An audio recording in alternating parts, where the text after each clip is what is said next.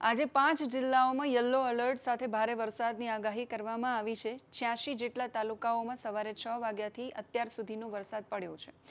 સૌથી વધારે વરસાદ ક્યાં પડ્યો છે, કયા જિલ્લાઓમાં એલર્ટ આપવામાં આવ્યું છે, પાટણમાં જે વરસાદ પડ્યો એમાં એક વૃદ્ધ છે ખાડામાં ખાબક્યા છે। આ બધા જ વિષયો પર વાત કરીશું। નમસ્કાર, આપની સાથે હું સેજલ।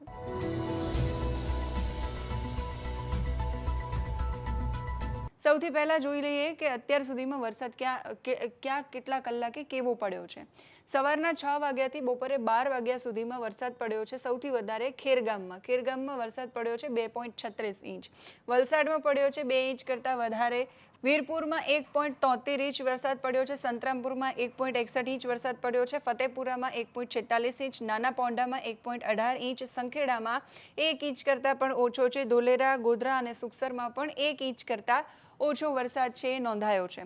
હવે વાત કરી લઈએ વરસાદની આગાહી વિશેની। તો 5 જિલ્લાઓ છે કે જ્યાં વરસાદની આગાહી છે કરવામાં આવી છે, એલર્ટ આપવામાં આવ્યું છે। બાકી બધા જે જિલ્લાઓ છે ત્યાં પણ વરસાદ છે એ રહેવાનો છે। એ બધા વિસ્તારોમાં વરસાદની સ્થિતિ શું છે, તો સૌથી પહેલા એ 5 જિલ્લાઓ જોઈ લો કે જ્યાં આજે યલો એલર્ટની ચેતવણી છે એ આપવામાં આવી છે। તો એ જિલ્લો છે દાહોદ કે જ્યાં યલો એલર્ટ છે, છોટાઉદેપુર, નર્મદા, તાપી અને ડાંગ, આ જે 5 જિલ્લાઓ છે ત્યાં આજે ભારે વરસાદની ચેતવણી છે હવામાન વિભાગ દ્વારા આપવામાં આવી છે।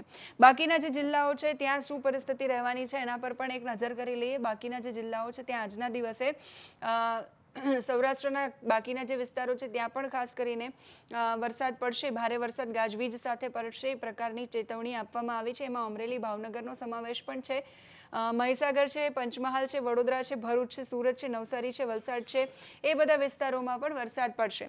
દરિયા કિનારાના જે વિસ્તારો છે ત્યાં પવનની ગતિ વધારે રહેવાની છે, એટલે હવામાન વિભાગે માછીમારોને દરિયો ન ખેડવા માટે સૂચન આપ્યું છે। એના સિવાય બાકીના જે જિલ્લાઓ છે ત્યાં શું પરિસ્થિતિ રહેવાની છે, કચ્છ, સૌરાષ્ટ્રમાં ખાસ મોટા ભાગે કોઈ હેવી વોર્નિંગ આપવામાં આવી નથી કે જ્યાં ભારે વરસાદ પડે એ પ્રકારની સ્થિતિ કચ્છ, સૌરાષ્ટ્રમાં નથી, પરંતુ વાવ, થરાદ, બનાસકાંઠા, પાટણ, મહેસાણા, ગાંધીનગર, અમદાવાદ, આણંદ ને સાબરકાંઠાથી લઈ વલસાડ સુધીની જે પરિસ્થિતિ છે ત્યાં ઘણા બધા સ્થળો અને કેટલાક સ્થળોએ છૂટાછવાયાથી હળવોથી મધ્યમ વરસાદ પડે એ પ્રકારની આગાહી છે। હવામાન વિભાગે જે આગાહી કરી છે એ પ્રમાણે અમદાવાદમાં આજે અંધારપટ સાથે વરસાદની શરૂઆત થઈ હતી અને મોટાભાગના વિસ્તારો જેમ કે ન્યૂ રાણીપ છે એ બધા વિસ્તારોની અંદર વરસાદ છે જોવા મળ્યો હતો।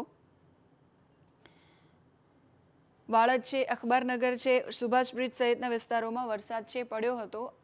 અંધારપટના કારણે વિઝિબિલિટી ડાઉન થવાના સમાચાર પણ સામે આવ્યા છે। એની સાથે સાથે રાજ્યમાં અત્યાર સુધીમાં સિઝનનો 72.36% વરસાદ પડ્યો છે। દેવભૂમિ દ્વારકા છે કે જામનગર છે, પોરબંદર છે, જૂનાગઢ છે, આ વિસ્તારો એવા છે, કચ્છના અમુક વિસ્તારો છે, રાજકોટ, મોરબીના અમુક વિસ્તારો છે, એ બધા વિસ્તારો હજુ પણ વરસાદ માટે રાહ જોઈ રહ્યા છે। હવે નજર કરીએ દ્રશ્યો પર કે જ્યાં ભારે વરસાદને કારણે પાણી ભરાયા અને લોકો છે એને હાલાકીનો સામનો કરવો પડી રહ્યો। પાટણના નવજીવન સર્કલના તમે આ દ્રશ્યો જોઈ રહ્યા છો। પાટણમાં સૌથી વ્યસ્ત આ રસ્તો છે નવજીવન 4 રસ્તાથી સિદ્ધપુર જવાનો આ રોડ છે। એ રોડ પર ભારે વરસાદને કારણે ઘૂંટણસમાં પાણી ભરાયા અને ખુલ્લી ગટર છે એ નજરમાં ન આવી, એના કારણે વૃદ્ધ છે જે વાહન લઈને જતા હતા તે અચાનક આ ગટરમાં ખાબક્યા।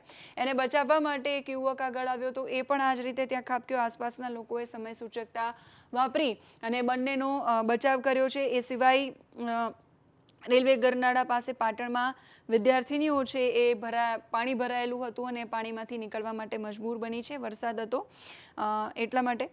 એ સિવાય દાહોદ છે, મહીસાગર છે, અરવલ્લી છે, એ બધા વિસ્તારોમાં પણ ક્યાંક ભારે તો ક્યાંક ધીમી ધારે વરસાદ છે એ વરસી રહ્યો છે। હવામાન વિભાગની જે આગાહીઓ છે એ અમે તમારા સુધી પહોંચાડતા રહીએ છીએ। તમે અમારા સુધી એ પહોંચાડતા રહો કે જે આગાહી હવામાન વિભાગે કરી છે, જે એલર્ટ આપ્યું છે જે વિસ્તારોમાં, એ પ્રમાણેની પરિસ્થિતિ ત્યાં છે। તમારા ગામ જિલ્લામાં કેવો વરસાદ પડ્યો છે, ક્યાંક ભારે ઝાપટું પડ્યું છે, ક્યાંક ધીમી ધારે છે, ક્યાંક વાદળો છે દેખાયા છે, અંધારું થયું છે, આ બધી જ માહિતી તમે કમેન્ટમાં લખીને અમારા સુધી પહોંચાડી શકો છો। અત્યારે આ વિડીયોમાં બસ આટલું જ। નમસ્કાર।